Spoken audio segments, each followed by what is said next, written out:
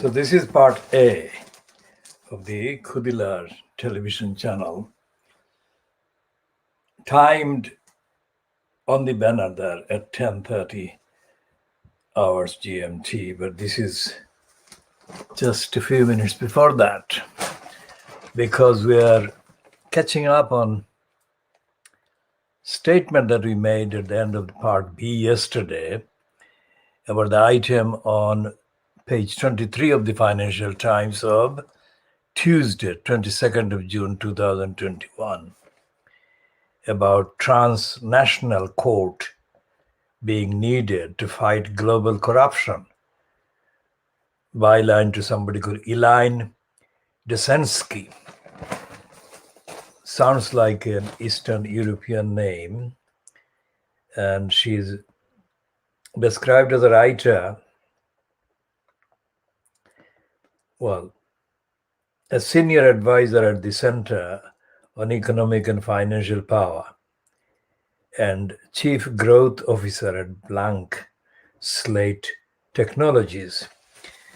All of these seem to be based in the USA, and her piece, we said we'd discuss this, diagnose this in detail, because although it's headed a transnational court is needed to fight global corruption,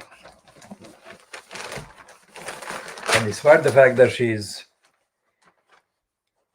described as a writer and a senior advisor at the Center on Economic and Financial Power, and as the Chief Growth Officer at Blank Slate Technologies, her grasp of the idea of a court dealing with corruption, for a start, her grasp is very shallow, very tenuous, very weak, and factually shallow and unsubstantiated.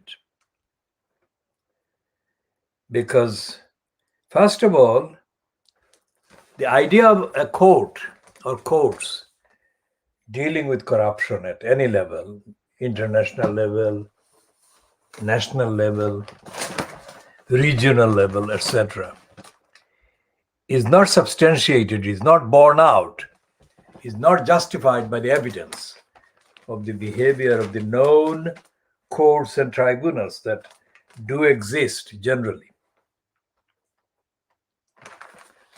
And to say that a transnational court is going to fight global corruption is stretching the claim too far.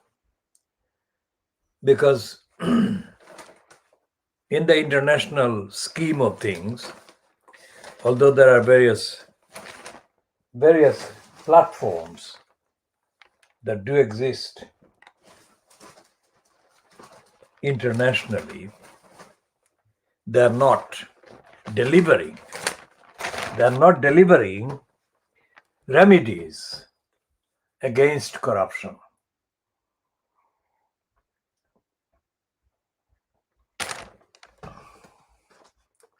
Why is that so? Because the courts are themselves corrupt, and the legal licensed law traders and other law traders that operate these courts and these tribunals and these forums, nationally and internationally, are themselves corrupt. Which takes us back to what we call in the English, little English kind of context, the corrupt, racist legal bureaucracies, courts, bureaucracies in operation in Britain. Now, this Financial Times piece is a column long. I mean, this is starting from there and it goes all the way down. And what this Elaine Desensky has written is mostly tautological, repetitious, contradictory, and hypothetical. and not based on the jurisprudence. That is to say, the actual contents of the rulings or findings or opinions or decisions, either of the courts bureaucracies in Britain or in the USA. And we go back to the reference to the 2017 statement by the corrupt careerist David Neuberger. Now, David Neuberger was speaking, as reported by Martin Bentham in the evening, No Standard, in 2017. He was speaking, Neuberger was speaking around the time that he was either already retired from the post of the presidency of the UK Supreme Court, or he was about to be retired. And the topic or the topicality of the piece peddling his Brexiteering conversion, or his conversion to a Brexiteer, was taking place under the aegis, the corrupt aegis, the sponsorship, the supervision, the bribing by David Lidington of the services of David Neuberger. Remember who Neuberger was? He was either still in post as the first president of the Supreme Court, as it has been forged, and he was either already bought or bribed by the careerist opportunistic liar David Lidington to peddle the lies and propaganda for a post-Brexit Britain. Now, Lidington himself had said that he had voted to remain in the EU, voted in June 2016, just one calendar year before Neuberger was making the noise at the behest, at the prompting and the bribery done to him by David Lidington. Now, Lidington, despite the claim that he had said that he had voted to remain in the EU, was now the occupant in the post of the Secretary of State, that used to be called the Lord Chancellor. That is to say, the Secretary of State in post in the cabinet in the name of legal services, disservices, courts, etc. What is now called the Ministry of Justice. There has never been a Ministry of Justice delivering justice in the objective, internationally defined sense of the term. There never has been in Britain, that is. I mean, the post of what is now Robert Buckland's post, Buckland is the Boris Johnson cabal's equivalent of a Lord Chancellor or the Secretary of State for the courts bureaucracies. Buckland in 2021. But in 2017, calendar year after the Brexit corruption that was staged, in June 2016, the then Prime Minister, Theresa May, was busy as the Prime Minister, not as the voter, who too had allegedly voted to remain. Now, Brexiteering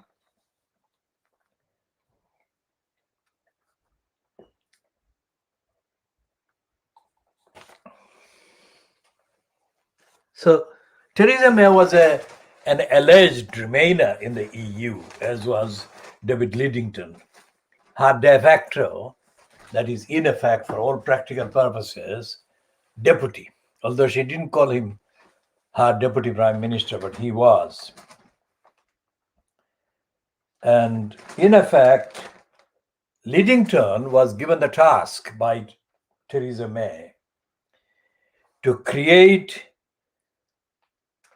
a series of kind of propaganda smoke screens under which or through which to promote and peddle and kind of advance the set of lies for Brexit.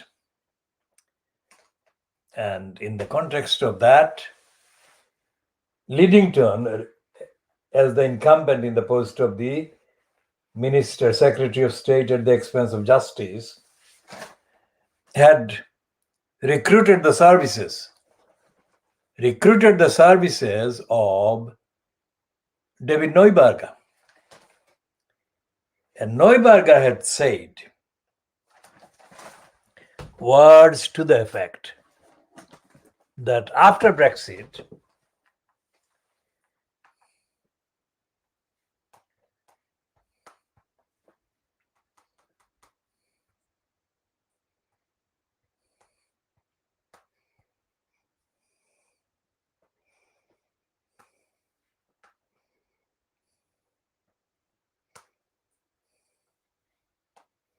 I'm coming to that. I'm just checking the accessible entry on that one.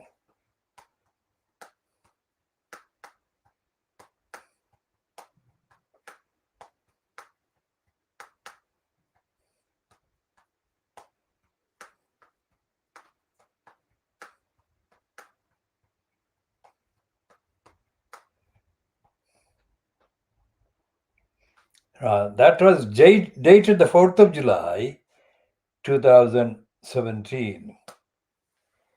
And it was online on the London Evening Standard. And it had the heading, Brexit could boost London's status as world's legal centre,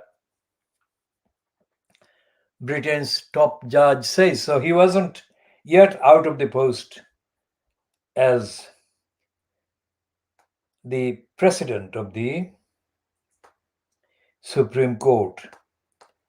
His picture taken by Glenn Coppas and Brexit comments, Lord Neuberger. That is how the Evening Standard presented him. And the item is by Martin Bentham.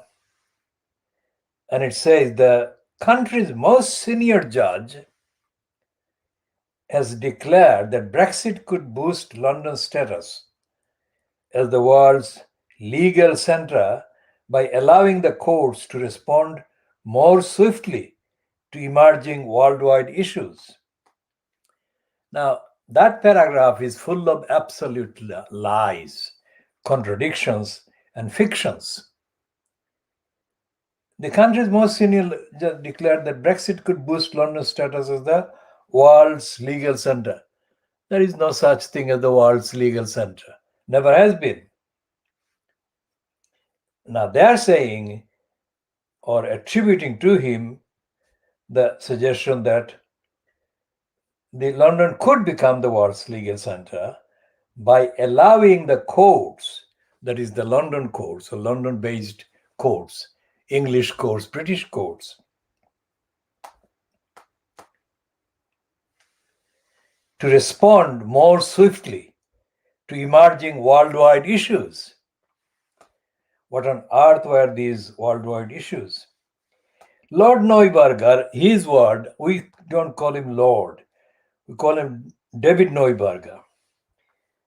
The president of the Supreme Court said that once British judges were left to our own common law devices, they would be able to react more quickly and freely to developments in our fast changing world. He also insisted that Britain's departure from the EU would in no way undermine London's status as the world center for legal services generally, and dispute resolution in particular, and was instead acting as a spur to further improvements. That is, Brexit was acting as a spur to further improvements. Good news. Lord Neuberger's comment came during a speech in London in which he also warned that British society could start to fragment and lose the rule of law unless action was taken to improve access to justice. Now, remember this. This is such a complete base and stupid, contradictory piece. I mean, fragment as a society unless access to justice was provided or improved.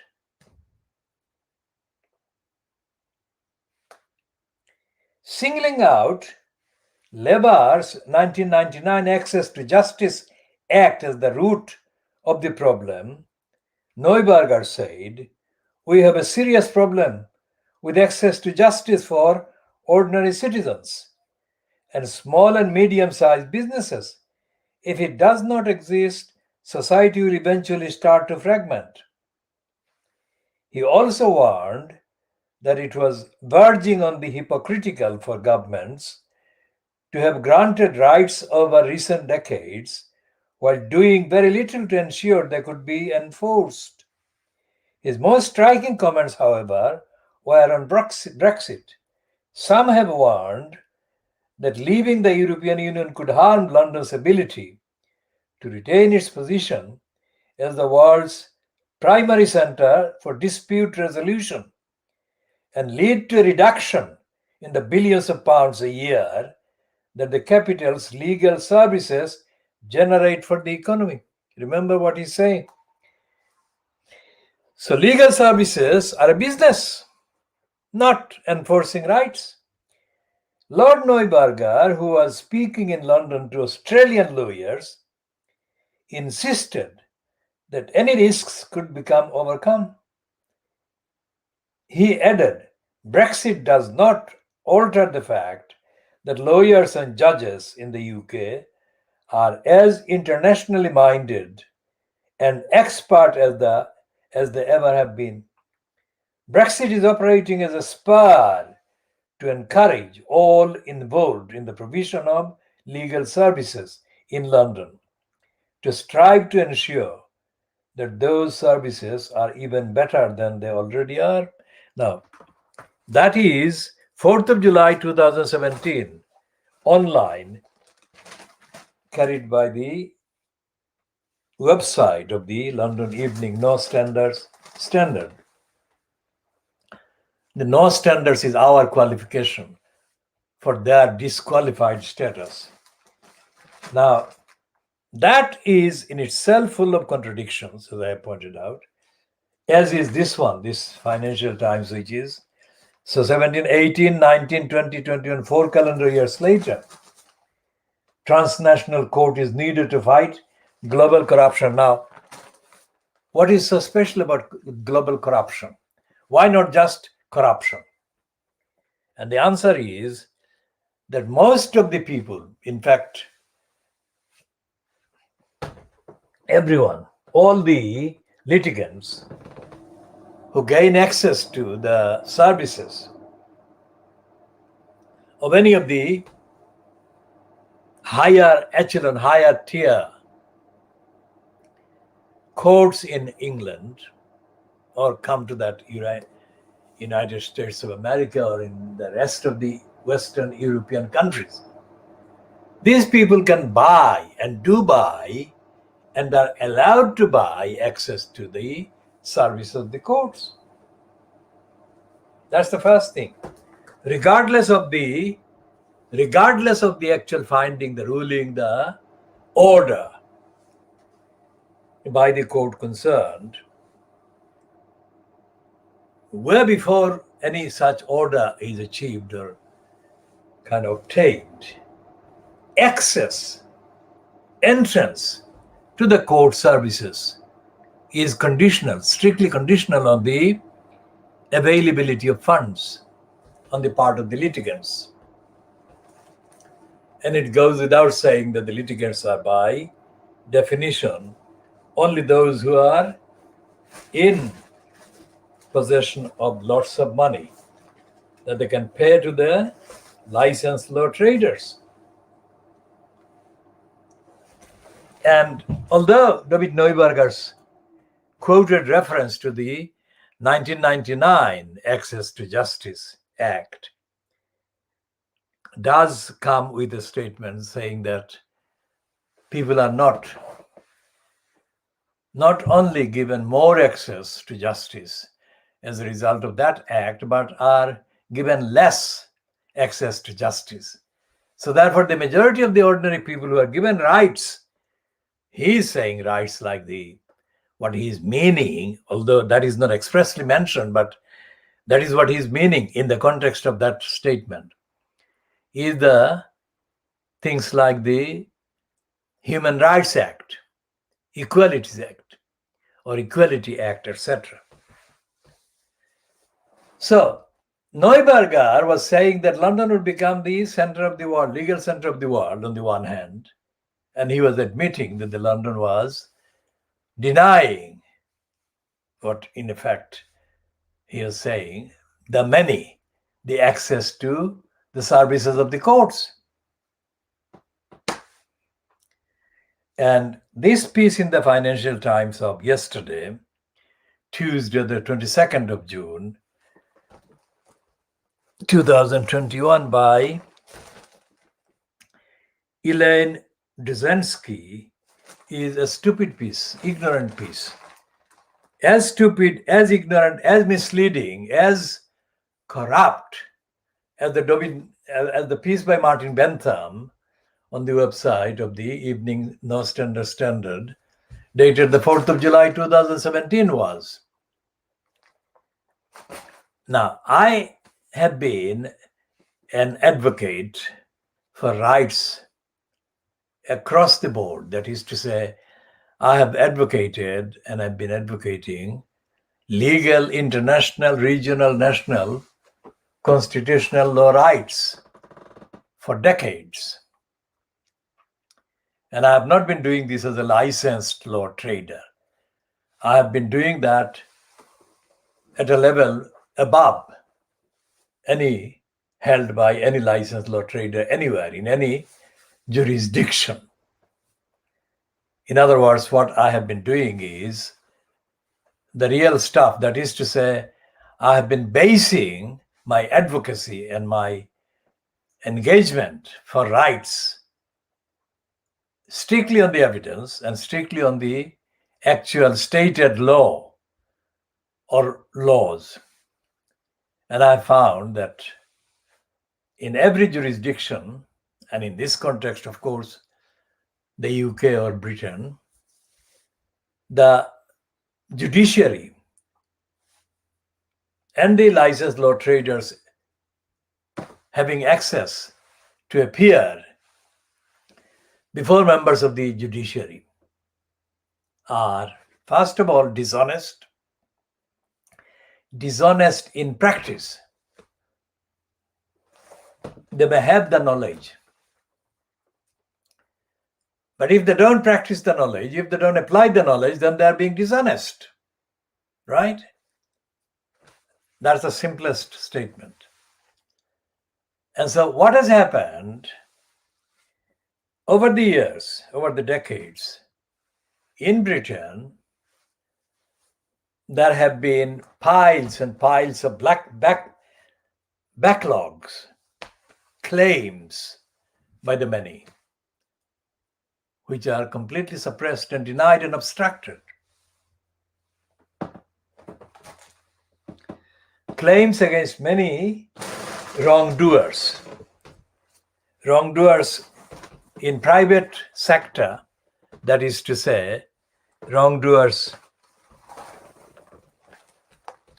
behaving as individual businesses, traders, providers of service, supposed providers of service, which is denied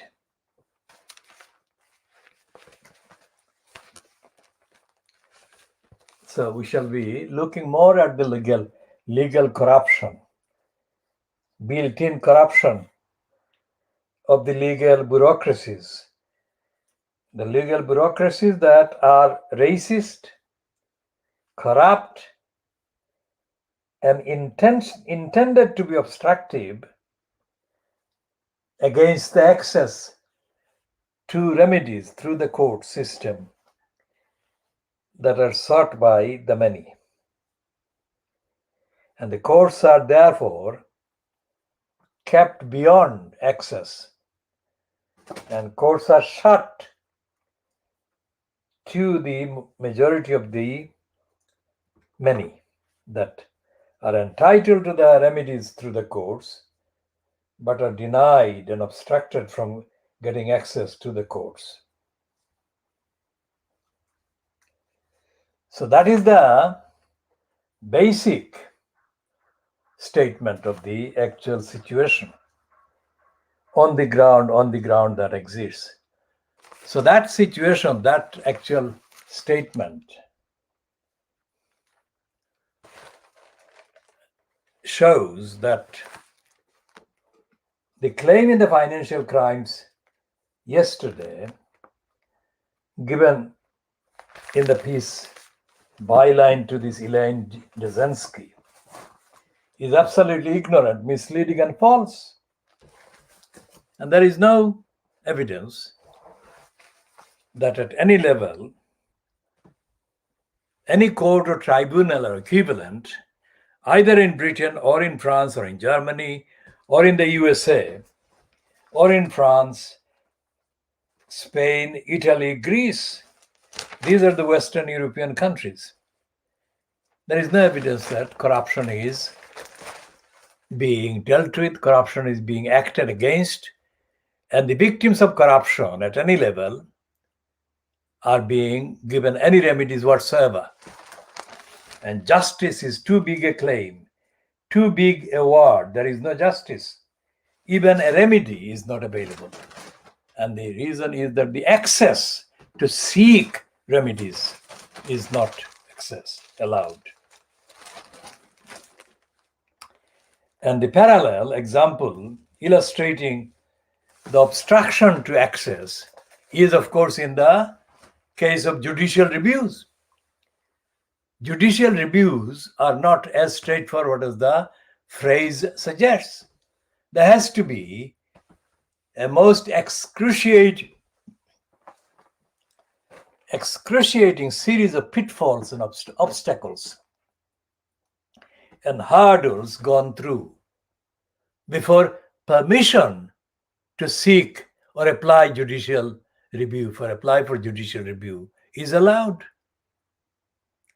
So it's a farce.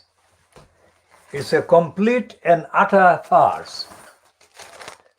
And this Financial Times piece is an insult to the injury of the farce, caused by the farce. From tribunal level, from the magistrates level, from the county court level, to the high court level, in England, in Britain, access to justice and remedies is not allowed. And yet it is not recognized in any so-called journalism in Fleet Street whatsoever. And this piece is not at all based on any evidence or any familiarity or any actual real, factual familiarity with the reality on the grounds of the court system, the corrupt court system, on the part of this Elaine Jasinski, which makes the financial crimes correctly called financial crimes, because it is not recognizing the rampant corruption and criminality that goes on through the court system.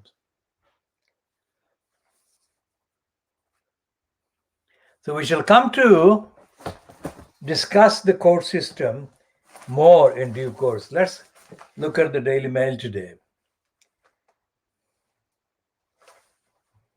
And it says that ministers are poised to end amber list cards for fully jabbed people from July the 19th. The trips to the USA, France, Spain, and Italy could be on. Children would avoid quarantine. New hope on Balearics. Balearics. Now, Balearics is something that I am not familiar with. At this stage, you should come to understand what Balearics is meant to mean.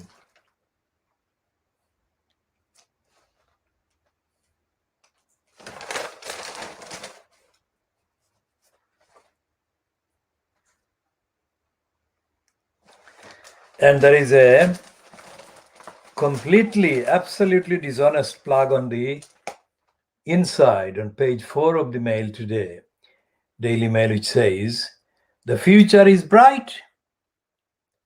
5 years on, Prime Minister hails vote for Brexit.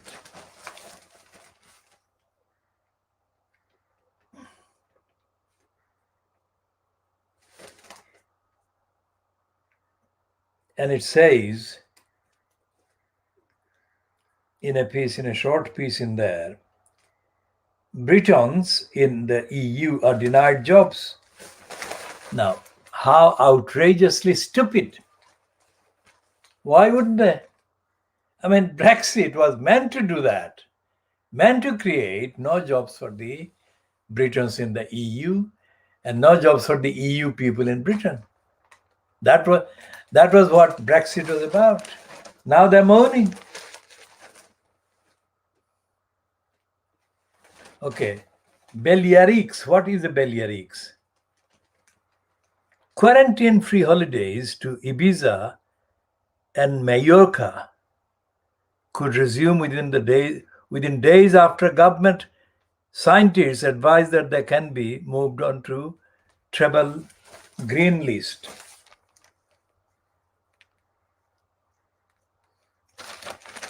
And it's full of this kind of rubbish.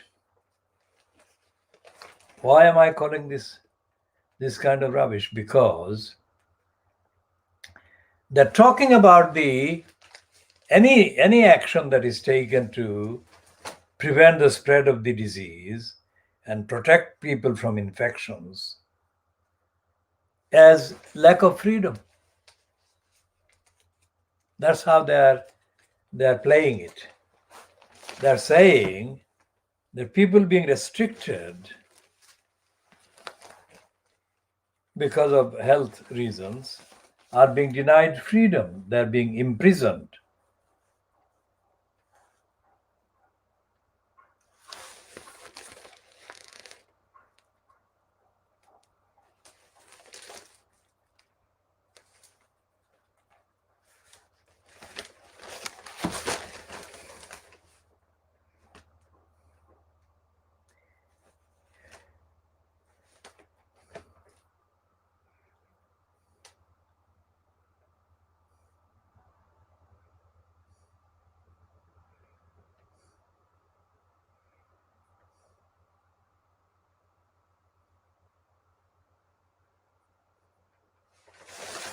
And the man who murdered his 20-year-old wife while she was asleep is featured in news from Athens.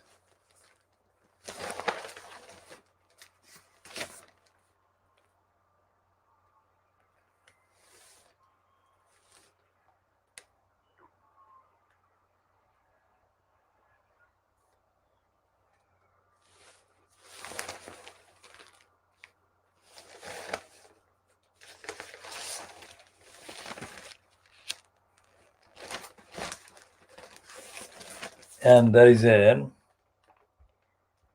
reluctant admission by the Daily Mail lawyers that social care betrayal hits 800,000 elderly.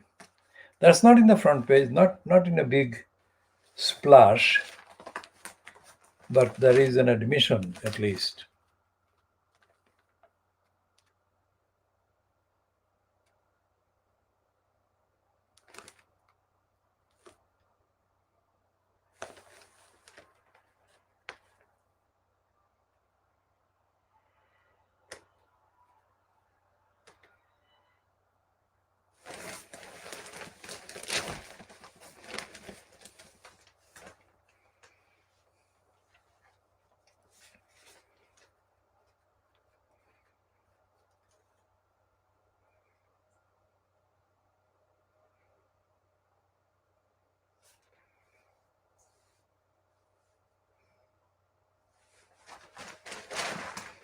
So there is a 2-page spread about the woman who was abused from age 12 by her stepfather. And it's a question about whether she was justified in murdering him. And there are 2 pages spread, pages 26 and 27. Had a wild fury at the butcher of Tehran. We shall come to that later.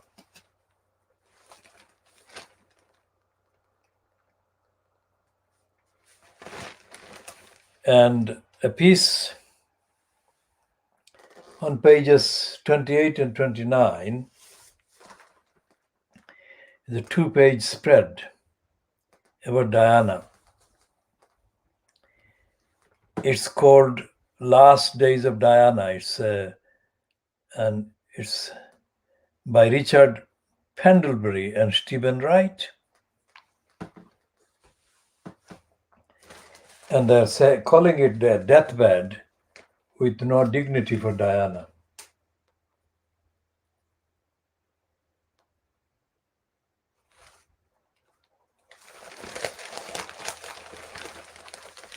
And there are 2 more pages. A picture of her 2 boys is placed in her hands with rosary beads from Mother Teresa, but 1 earring is missing.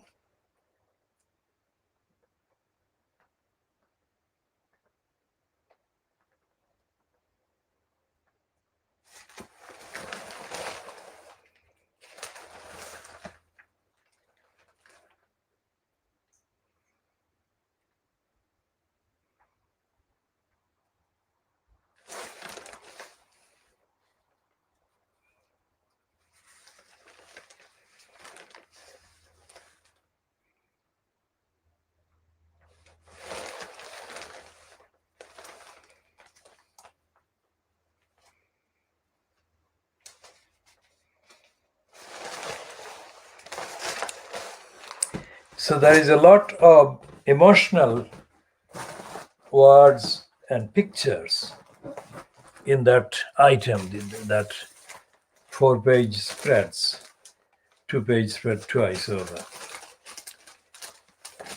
And the Beaverbrook legacy of lying, the Daily Press is overdoing the Brexit achievement, as claimed and ascribed to Boris Johnson. And there is an absolutely amazing confession. Now, why are they running this very rare confession? We shall investigate this. They're saying that pensioner poverty is a scandal.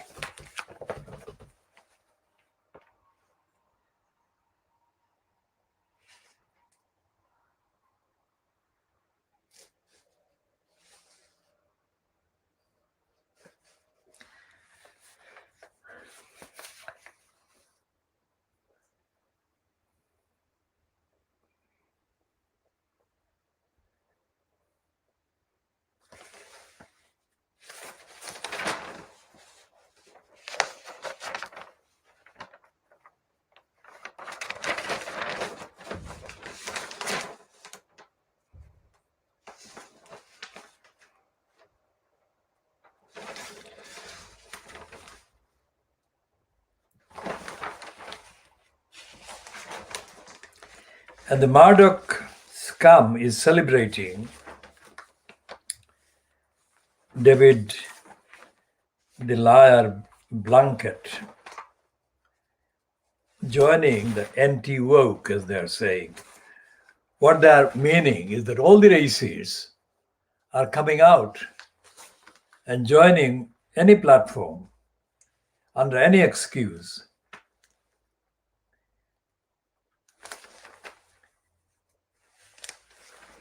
to justify their racism. That is what is happening with the GB News, fronted by Andrew Brilopad Neil, who has got a whole brigade of racists fronting various shows and slots in the GB News that allegedly started broadcasting on the 13th of June.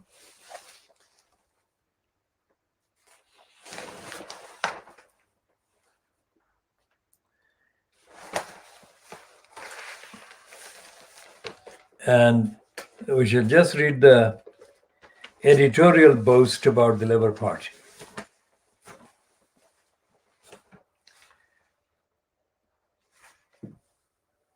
On the page 10, they've got three editorial pieces. One is UK's rebirth day, that is Brexit anniversary, and Labour's lost.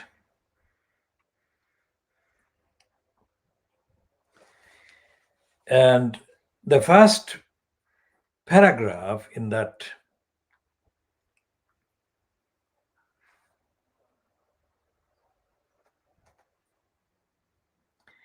you need a long memory to recall Labour as the party of the working class. Now, they're obsolete. We have said on the evidence that the Labour Party has been politically murdered. So what are they talking about?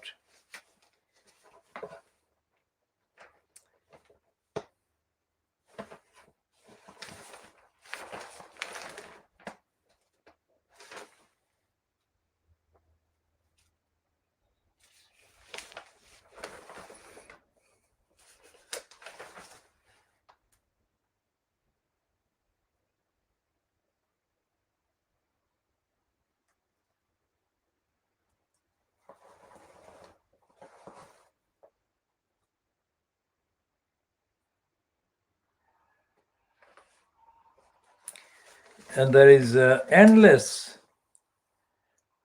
promotion for this woman with a Sikh name, Singh, Shannon Singh. And apparently she has claimed that she literally needs to have sex at least 8 times a day. That is the reason for her being featured as a celebrity, sex celebrity. And this is the scum. And the same kind of promotion is in the Daily Mail and the other Fleet Street. And if Shannon Singh is not embarrassing and stupid and shameless enough, there is this one who,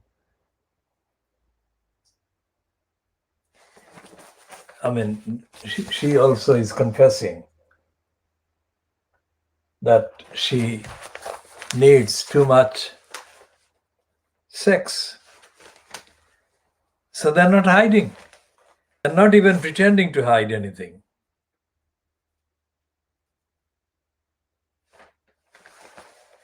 And they're hiding the fact of racism, about white privilege. We shall come to discuss white privilege again in the context of the lack of access to remedies through the court system, lack of access to the money.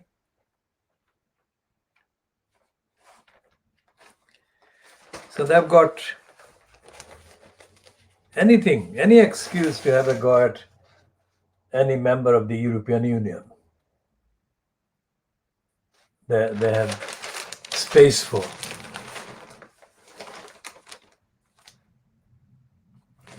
This one about violence at home, Sikna says that 75% of the cases of domestic violence, there are no charges. Remember what we have been saying about the judicial bureaucracy, corrupt bureaucracy.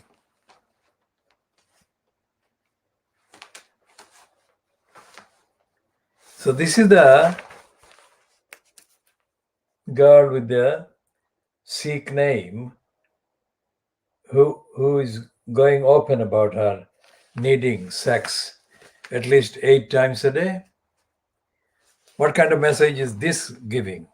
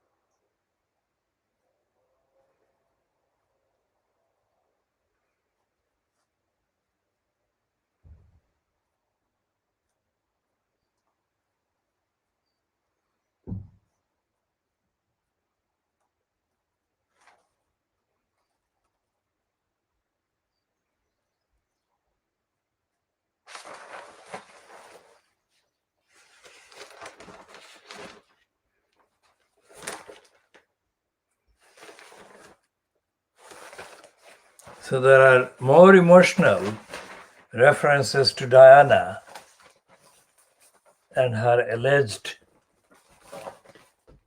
exclamation and question to the firemen who reached her. The last words they're saying, she spoke, "Oh my God, what happened?" was her question.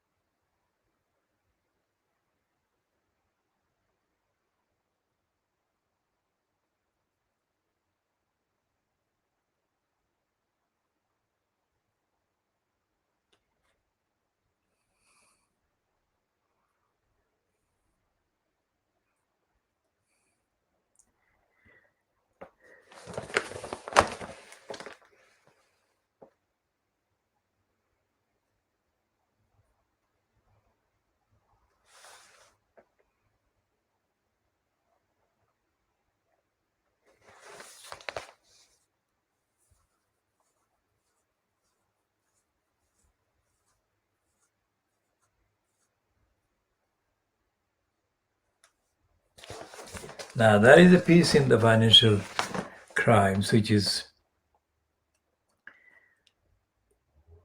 carrying the headline that is worth investigating. Whether the actual contents under the headline does answer the question it raises is something we shall look into. It says more than 5 million people become millionaires despite the pandemic,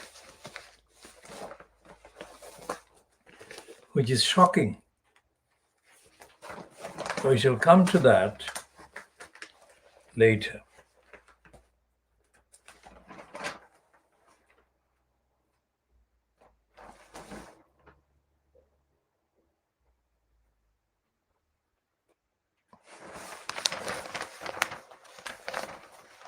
And the headline to this piece by Martin Wolf is again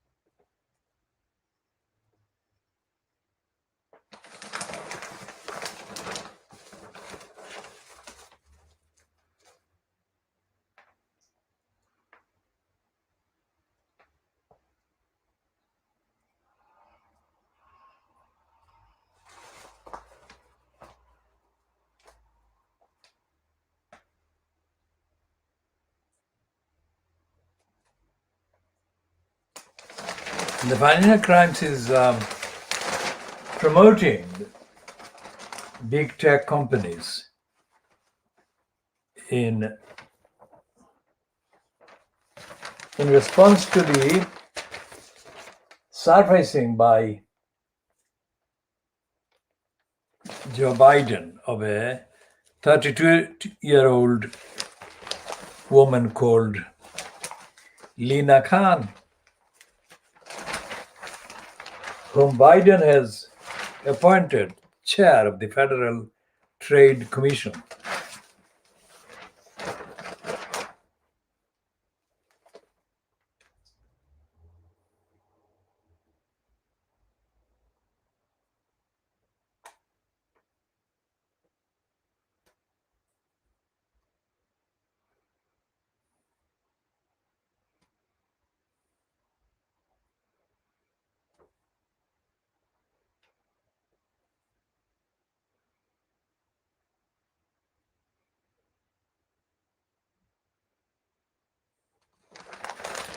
And the Financial Times is urging Lina Khan to work with the European Union. And the Financial Crimes is saying that if she does that, then the influence will impact on the US and the European Union, but beyond.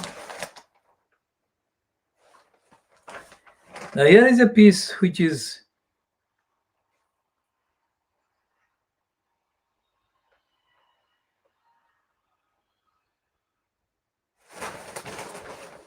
about the Bengali filmmaker Satyajit Ray. We shall look at the piece in the context of our world exclusive diagnosis and investigation that is ongoing into the cinema India that we announced earlier this year. And we are doing this, as we have shown yesterday, that is Tuesday, with our detailed series of tweets about the abuse of women actors, such as we featured the evidence from a film where Kajol Agarwal was made to act in scenes that were humiliating, intended to humiliate her as a woman, and there was no reason for those sequences to be included. So we should look at Satyajit Ray and Cinema India. By Cinema India, we include Mumbai or Bollywood and the Telugu, Tamil, Kannada, and Bengali, that is West Bengal, Calcutta, or Kolkata film industries. Now, in the Financial Crimes today, there is this editorial headed Solving the Conservative Pensions Dilemma. What they're talking about is actually the conservative agenda and the conservative policy of creating poverty non-stop and perpetrating poverty-causing measures non-stop and being kind of operated with the abuse of the court system and bureaucracy. As we have said about the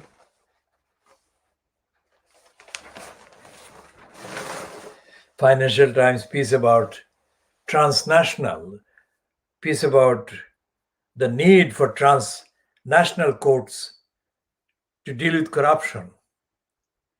That is completely untruthful and ignorant. Heading and piece and the content by this woman called Elaine Dzerzhinsky is completely stupid.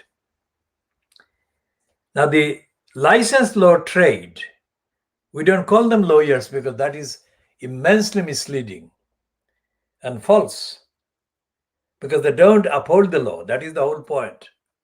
The problem with these people being called lawyers is that they are not lawyers because they are not in business to uphold the law. Think about that. So they are licensed to trade as lawyers, and by trading they are callous and are contemptuously indifferent towards their duties to uphold the law.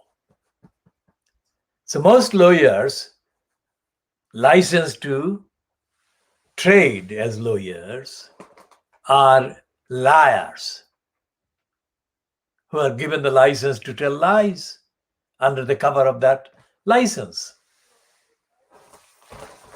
And the fact that the vast majority of the licensed law traders are crooks is evident in this piece in the Financial Crimes Today, which is headed Blackstone Seals $6 billion housing deal.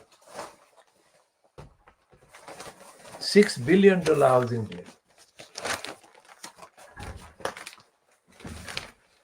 What is this deal? This is on page 10 of the Financial Times Today.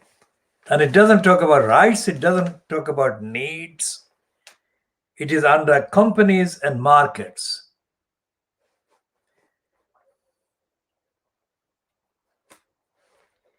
Private equity firm shows confidence in United States property with HPA acquisition. Now, this is the name of the organization. Blackstone has agreed to acquire Home Partners of America, a buyer and operator of the single-family rented properties, for $6 billion, a signal of confidence from the world's largest real estate manager that the United States housing market boom is here to stay.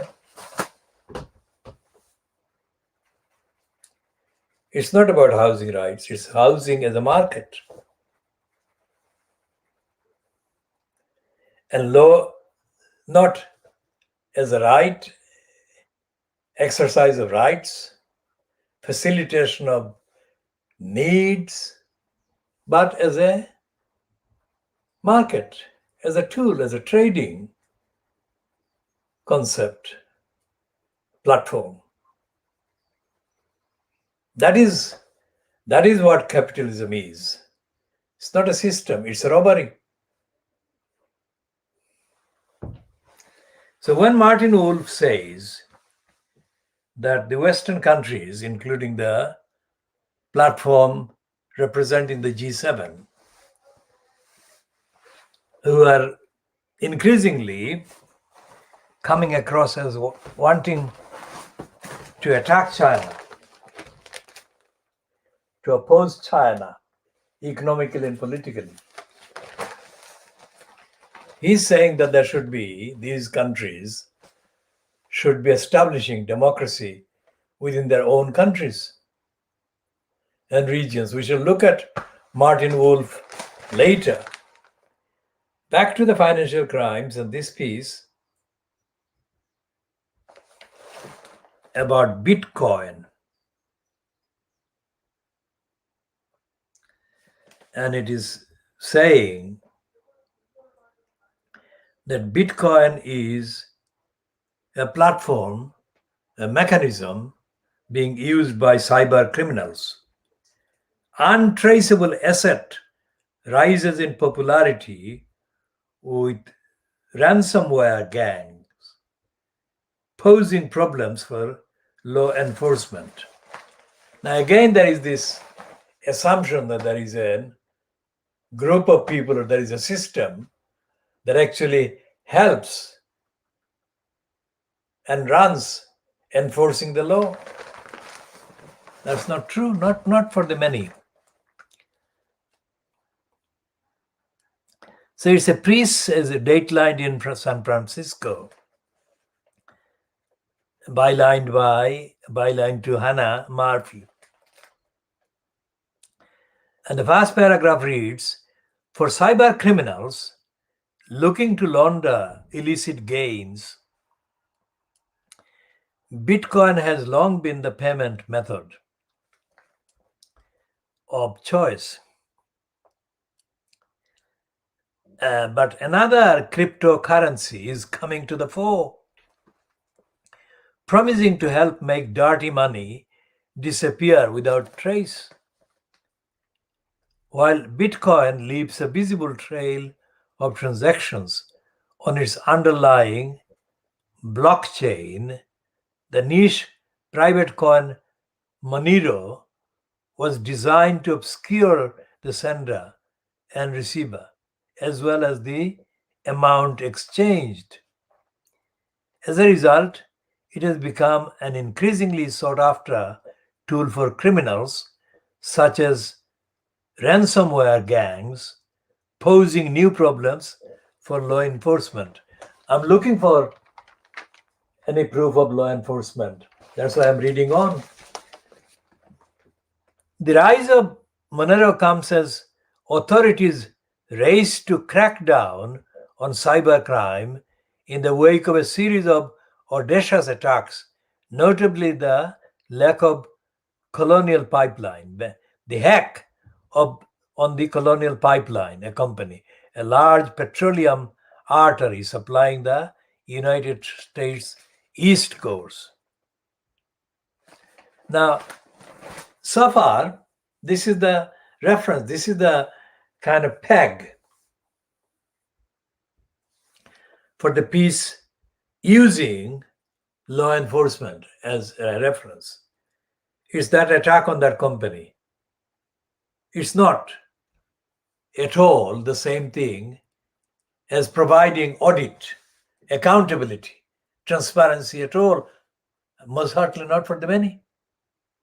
So again, the financial crimes is committing the crimes by disguising its promotion of criminality or partiality of the so-called legitimate economy. As the full extent of the evidence that it is presenting to readers, it is not.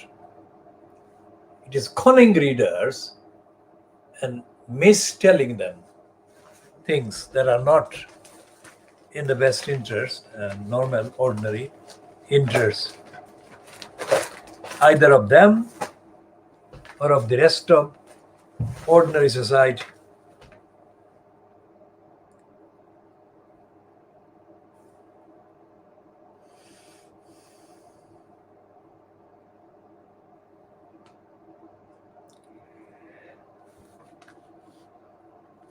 Now, the Times is back on the coronavirus restrictions theme, and it is boldly stating that face masks and social distancing rules will be scrapped on the 19th in July, on the 19th of July. We shall come to that again because it's absolutely unlikely to happen.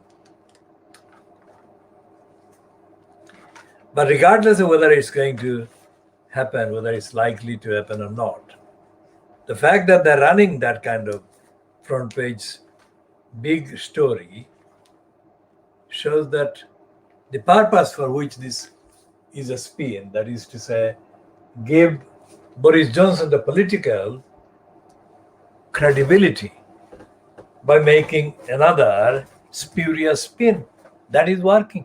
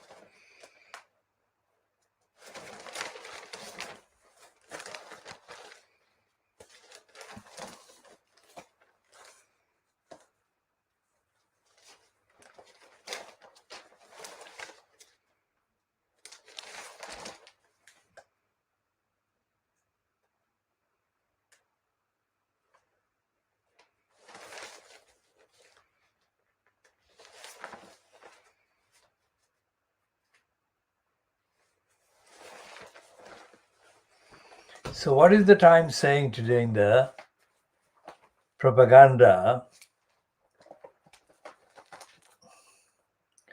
for Johnson?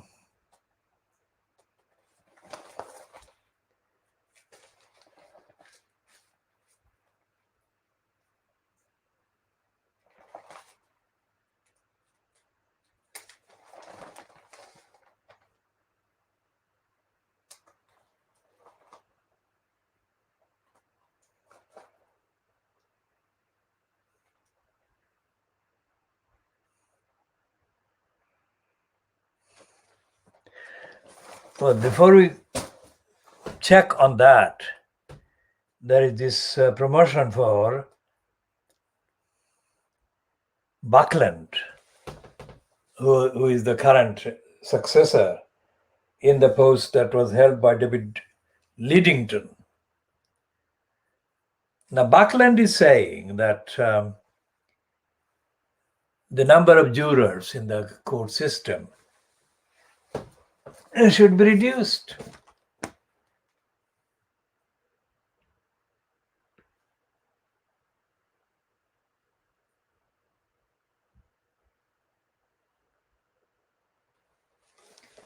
And the paragraph that we want to focus on in that editorial is this: at stake is confidence in the justice system itself. That's what the Times is audaciously stating, which means that it is assuming, given, treating as a given fact the operation or the existence of a thing called the justice system. The evidence doesn't support such claim. There is no justice system in this country. And we shall continue to look at these false promotion by this dirty digger controlled Times